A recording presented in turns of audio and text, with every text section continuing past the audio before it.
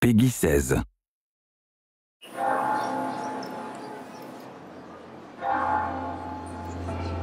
With only 13 days left, until the end of the world, I finally awoke from my sleep. Luxarian, the divine city of light and prayer. The residents are taught the ways of salvation and faith. This city is built on the people's beliefs in their God. However, even in this metropolis lies darkness, untouchable by divine light. That is, those who disregard the teachings of God.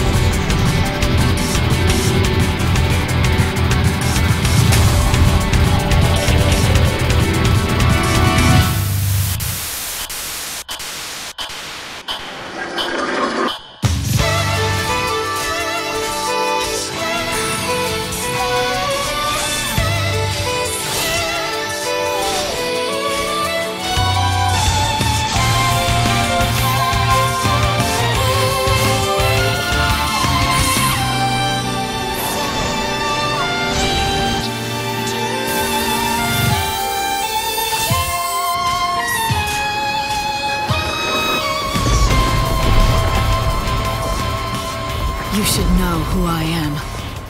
Or should I say, what I am.